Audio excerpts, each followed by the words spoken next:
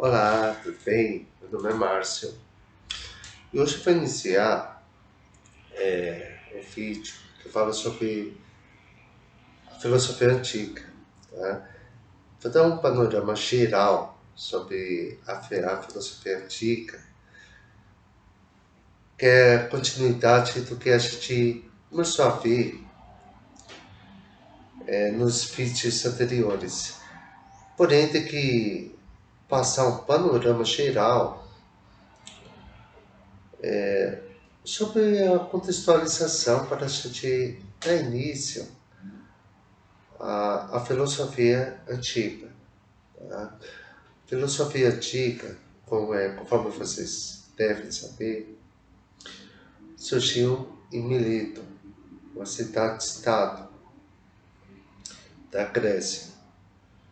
E o que acontece? Na Grécia antiga, não era um país só conforme a gente imagina hoje. É constituído por várias cidades-estados. As cidades-estados eram cidades autônomas política e militarmente. Nenhuma cidade-estado tinha influência política ou militar uma perante a outra. E, por exemplo, mesmo a Grécia ser muito grande, se vocês pegar o mapa sobre o que era a Grécia antiga englobava a Europa, Sicília, a Ásia, mas era constituído por cidades-estados. E como que funcionava? Aquele que era de uma cidade-estado, por exemplo, Esparta,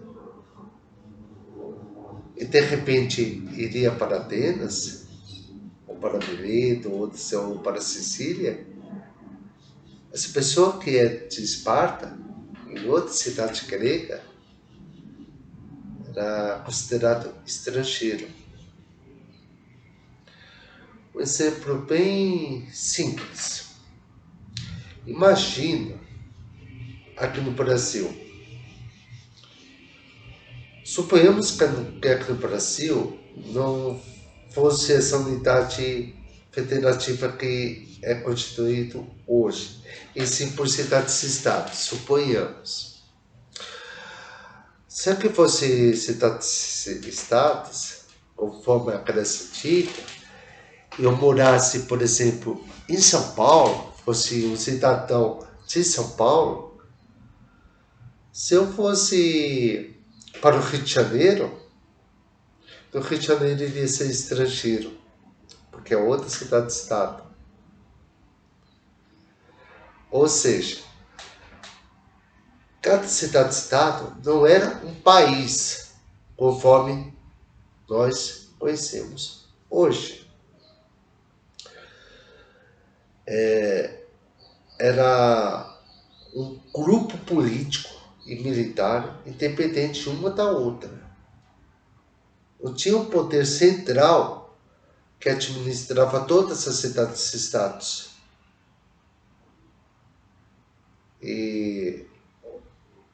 Ou seja, cada cidade-estado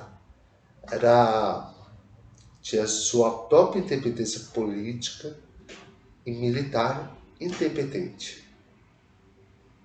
Tá? E vamos lá. Na Grécia Antiga, na parte social, existia algumas classes sociais e é bom a gente já ter em mente para que a gente possa entender como que era a estrutura política da Grécia, para que a gente possa entender como que era a filosofia antiga. A sociedade era dividida em algumas classes sociais: homens livres, metecos, cidadãos e escravos. A grosso modo, a sociedade grega era dividida, no geral, nessas 4 classes sociais: homens livres, metecos, cidadãos e escravos. Vou começar falando dos metecos. Quem eram os metecos? Os metecos nada mais eram do que estrangeiros. Pertenciam a uma cidade-estado, ia para outra cidade-estado grega, mesmo que fosse vizinha, essa outra cidade-estado era considerado estrangeiro. Estrangeiro, quando eu for para uma cidade onde eu passo a ser estrangeiro, eu tinha que pagar taxa extras a mais do que os cidadãos e os homens livres daquela cidade-estado já pagavam.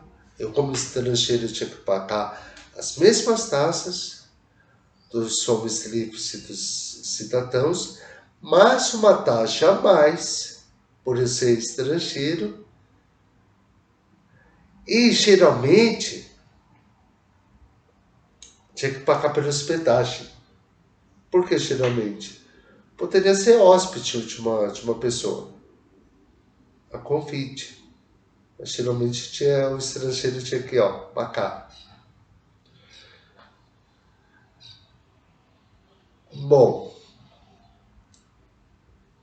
outra classe social são os homens livres. Os homens livres não eram cidadãos. Cidadãos, no conceito grego, eram aqueles que participavam da vida política da cidade-estado. Eu já vou falar daqui a pouco sobre os cidadãos. Os homens livres geralmente nasciam na cidade-estado e eram comerciantes, agricultores, trabalhadores formais, trabalhadores não escravos, tá? Porque tem uma outra classe social que é escravo, que são escravos, o qual eu vou mencionar nesse vídeo também. Geralmente homens livres pertenciam à cidade-estado, mas não eram cidadãos por não participarem da vida política.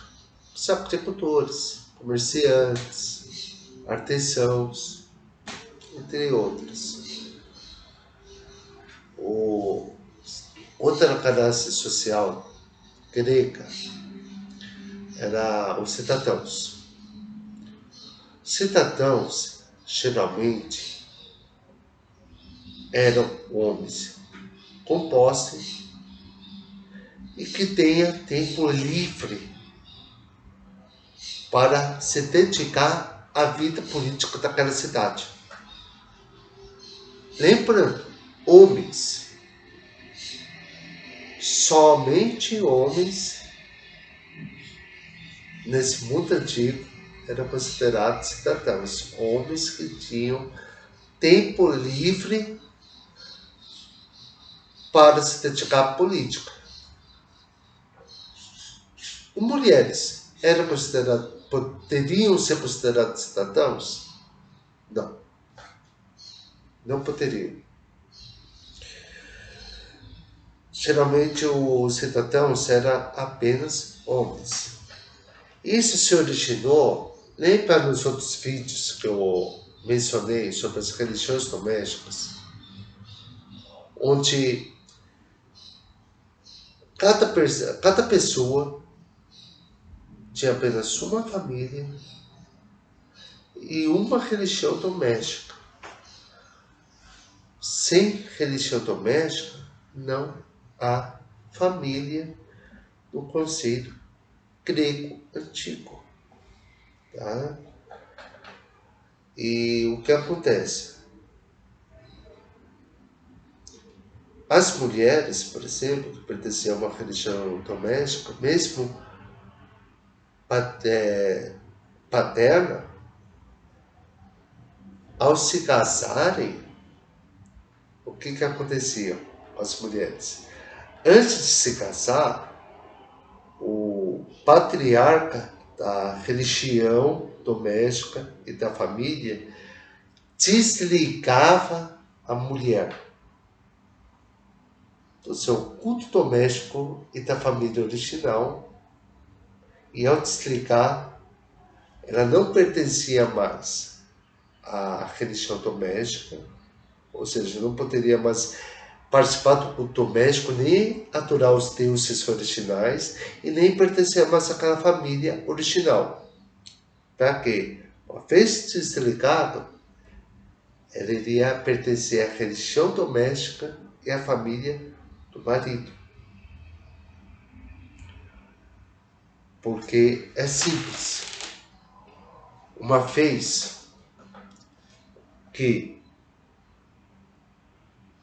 pertence a uma religião doméstica e a uma família, a pessoa, de hipótese nenhuma, pode participar de uma outra religião doméstica se ela não pertence. Ela só pode pertencer a uma só família, seja homens ou mulheres. Tá? E a sociedade grega, quando se formou, ela se baseou muito nesse sistema patriarcal da família e da religião doméstica. Então é por isso que os homens, somente os homens, eram considerados cidadãos de uma cidade-estado. Seja Esparta, Mileto, Atenas. E os cidadãos, quando tomavam uma decisão política referente àquela cidade que ele pertencia, eles tinham que levar em consideração todos os preceitos míticos de sua mitologia. Porque eu defendo uma teoria que a mitologia grega, com todo aquele panteão, foi se originando graças a várias religiões domésticas, a várias famílias que se formavam naquela cidade. Então, assim, conforme famílias foram se foram juntando as religiões domésticas para formar aquele panteão comum, sem perder a religião doméstica familiar. Religião doméstica familiar e mitologia grega não é a mesma coisa, tá? A pessoa, ao mesmo tempo que adorava os deuses da mitologia grega, ao mesmo tempo ela tinha a sua religião doméstica, o qual ela não poderia participar de hipótese nenhuma da religião doméstica de outra família. Tá? E os cidadãos tinham que tomar perante os preceitos da mitologia da cidade. E os cidadãos tinham suas religiões domésticas, óbvio. Uma outra classe era de escravos. Como que funcionava essa classe de escravos? Geralmente os escravos eram pessoas, guerreiros, que partiam a guerra e se tornavam escravos de uma cidade, de famílias que eram vencedores. dessas guerras de cidades escravos, cidades-estados, desculpa. E algo bem interessante que acontecia quando uma pessoa se tornava escravo de uma família.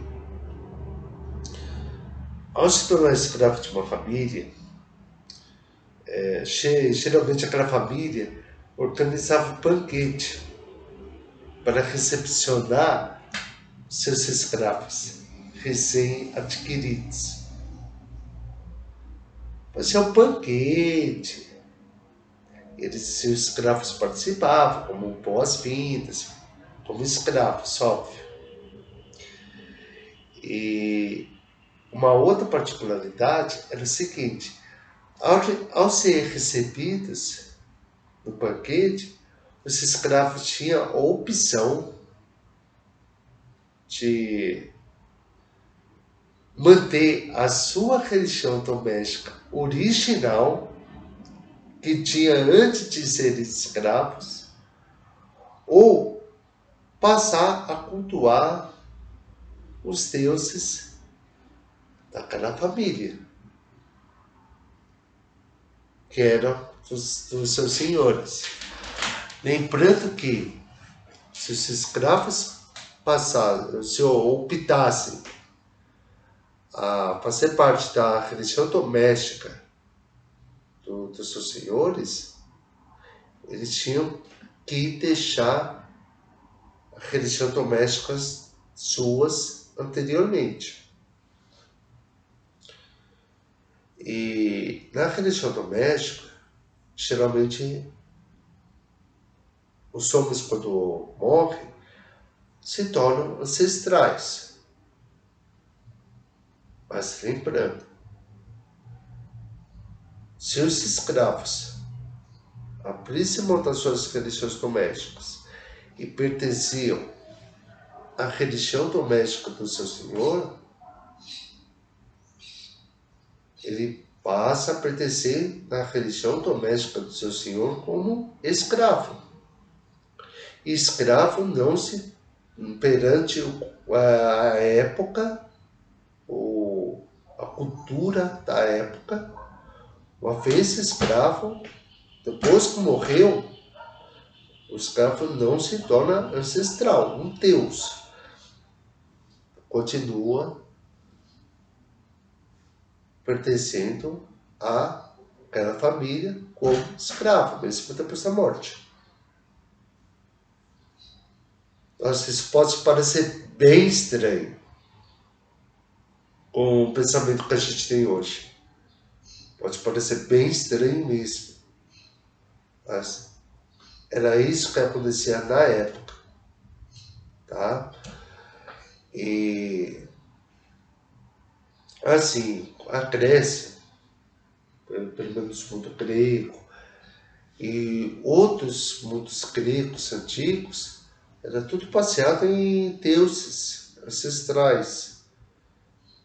E a separação, a alma que dava vida ao corpo, nunca se separava do corpo. Sempre ficava no corpo, junto ao corpo, mesmo depois da morte. É por isso que tem rituais fúnebres, culto aos deuses, o acesso a rituais fúnebres era só aqueles que pertenciam àquela religião doméstica, nunca gente de fora, tá? E já ouvi historiadores falar que rituais fúnebres, por exemplo, os gregos, foram muito influenciados com a cultura egípcia. A cultura grega realmente foi muito influenciada pela cultura egípcia. Principalmente quando a gente vai estudar a história da arte antigo, antes de a gente estudar a arte grega, geralmente os historiadores da arte começam com a arte egípcia, por exemplo, porque a Grécia, o mundo grego foi muito influenciado pelo mundo egípcio, tá? Então era o seguinte, geralmente, Grécia Antiga, formada por cidades-estados. Cada cidade-estado tinha sua própria autonomia político e militar. E a sociedade grega era dividida em 4 grandes grupos, que eu considero como grandes grupos. Metecos, que eram estrangeiros, homens livres, cidadãos e escravos. Tá? E conforme vocês perceberam, era uma sociedade muito machista mesmo, né? Só para vocês terem uma ideia, a maioria dos filósofos antigos, a gente não vê filósofos mulheres antigas. Vê os pré-socráticos, os sofistas, Sócrates, Platão, Aristóteles e outros filósofos que vieram depois deles dentro do mundo antigo, antes do cristianismo. O mundo grego era machista mesmo. E, bom, decisões políticas era tudo baseado nos preceitos mitológicos. Sempre. Sempre tinha que ter obediência aos deuses. Certo? Vamos lá. Passando por toda essa explicação, conforme eu falei, para estudar filosofia, antes tem que estudar história. Tá? Que é a história que dá toda a base no estudo da filosofia. Embora a filosofia nasceu lá em Mileto, 4, 5 séculos antes de Cristo, e a história se tornou uma ciência autônoma na segunda metade do século XIX depois de Cristo. Sem a gente entender história, é difícil a gente entender em filosofia. Pois bem, filosofia antiga propriamente dita. Filosofia antiga propriamente dita. Surgiu com Tales e Mileto. Antes de Tales viveu no século IV, 5 anos de Cristo, mais ou menos. Não vou falar datas, porque há uma discordância entre os historiadores.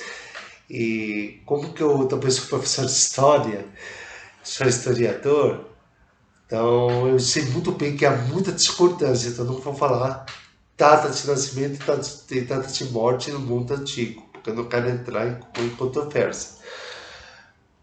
Pois bem, antes de Tales não existiam filósofos?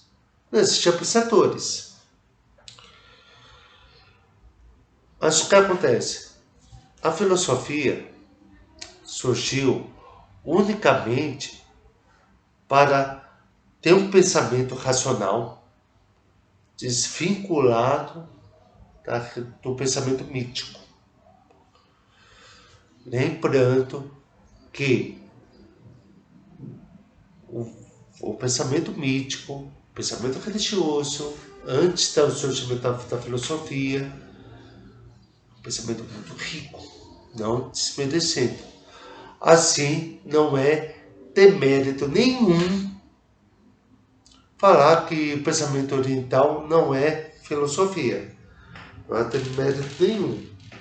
Porque o pensamento oriental é muito ligado, junto com a razão, com o pensamento religioso.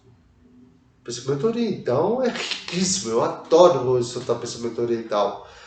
E aqueles, vocês quando Se vocês forem estudar Confúcio, Lao Tse e outros pensadores orientais, vocês vão ver que o pensamento oriental tem muita semelhança com a filosofia grega antiga.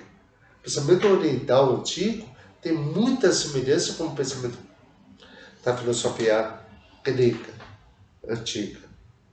Só que a diferença é que o pensamento oriental ainda tem muito pensamento religioso embutido e a filosofia procurou se desvincular, ficar com um pensamento racional, explicações racionais. Repetindo, não é ter mérito nenhum falar que o pensamento oriental não é filosofia, embora o pensamento oriental é riquíssimo, tá? E a intenção da filosofia, quando surgiu na Grécia, foi para se desvincular do pensamento mítico, simples. Então, o pensamento mais racional. Por exemplo, o pensamento pré-socrático, que é muito imbuído ao pensamento da natureza.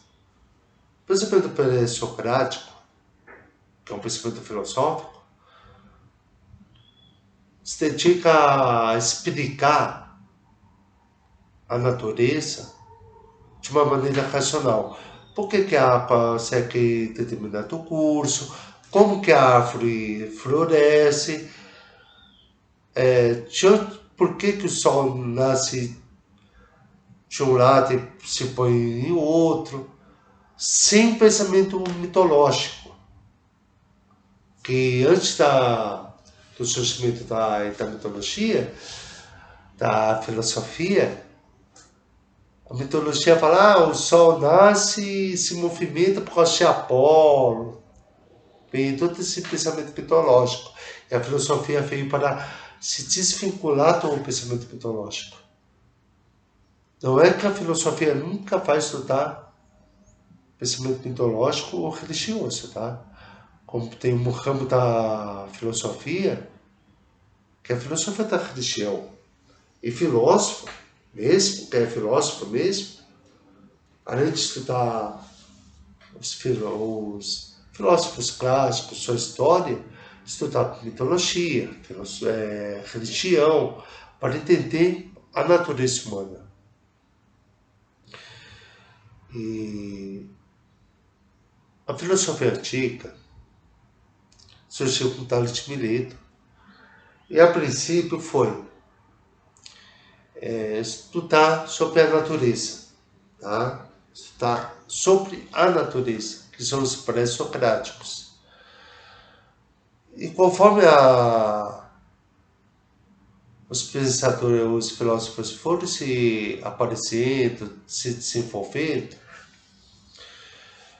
teve um período da história que a filosofia começou a abordar sobre política, sobre política e ética, sobre discurso, que são mais tratados sobre, que mais trata sobre isso na filosofia antiga são os sofistas. Os sofistas, pelo menos na sua grande maioria, cobravam pelos seus ensinamentos. Tá? Os sofistas cobravam pelos seus ensinamentos. Por quê? Porque geralmente os sofistas eram estrangeiros. Eles tinham que pagar por ficar um tempo na cidade, tinham que pagar pela hospedagem. Se eles tinham que pagar, eles tinham que ter dinheiro. E para ter dinheiro, eles tinham que cobrar pelos seus ensinamentos. Infelizmente, Platão fez com muito maus olhos os sofistas, pelo fato de eles cobrarem. Né? E não posso tirar a razão dos sofistas por cobrarem, né? Porque se eles tinham que pagar por hospedagem, taxa extra por permanência, por serem estrangeiros, Lógico que eles tinham que cobrar pelos seus ensinamentos. E são sofistas, tá? Aí, eu vou dar um panorama geral sobre esse panorama antigo para vocês terem base para ir atrás, tá bom? Com livros, essas coisas. Um filósofo bem clássico da filosofia antiga foi Sócrates. Sócrates, bem famoso, bem questionador, era tão famoso. Tudo que eu sei consiste em saber que nada sei. Daí que vem a sua famosa frase socrática. Lembrando, Sócrates, a gente conhece a filosofia socrática através de seus contemporâneos, tá? Porque Sócrates nada escreveu, não deixou nenhum texto escrito. E a gente sabe através de Platão, de Aristóteles, de Sófocles, de outros contemporâneos. Platão foi discípulo de Sócrates. Tá? Foi discípulo de Sócrates. Platão já tinha aquela ideia filosófica de dois mundos. O mundo físico e o mundo das ideias. E a maioria dos diálogos platônicos que sobreviveu até hoje, as ideias platônicas é tudo baseado na fala de seu livro, na boca de Sócrates. Lembrando, Sócrates nada escreveu. Então, há uma divergência enorme, como, por exemplo, o mito da caverna. Foi Platão que teve essa teoria ou foi Sócrates que teve essa teoria? Infelizmente, sempre vai ter essa discussão, essa dúvida. Porque no mito da caverna, Platão escreve como se fosse Sócrates falando. E é um mito da caverna muito interessante que creio que a maioria conhece. Sócrates é aquele do mundo das ideias, do mundo material. Sócrates tinha Platão tinha muita aquela ideia. Vamos estudar o mundo das ideias, o mundo das formas. Platão. O verdadeiro filósofo é aquele que se aproxima mais do mundo das ideias, segundo Platão. Que vai ser muito contestado pelo seu discípulo Aristóteles. Aristóteles fala, não vamos ficar pensando no mundo das ideias, não. Aristóteles fala, é aqui, ó. Para a gente conhecer realmente o mundo da vida, vamos aqui, ó. Mundo material. Quando Platão era mundo das ideias, Aristóteles está aqui, ó. Tá?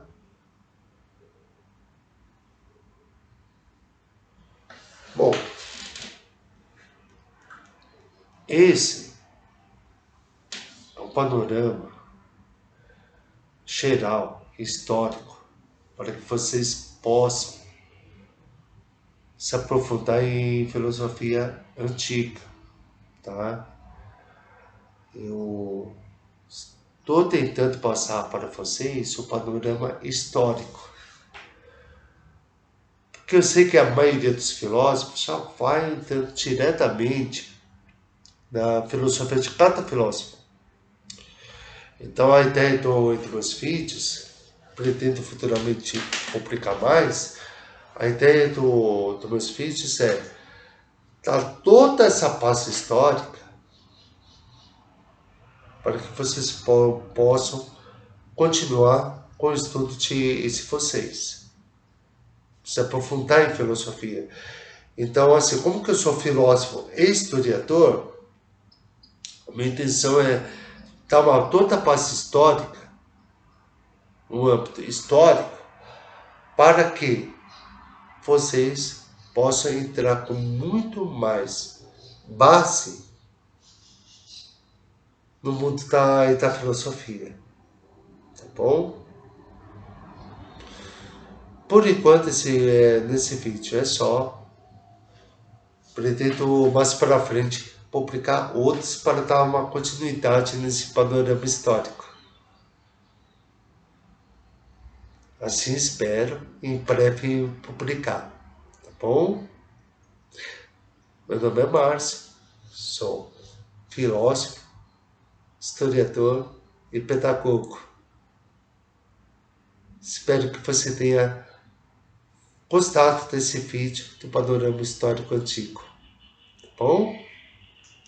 Até mais.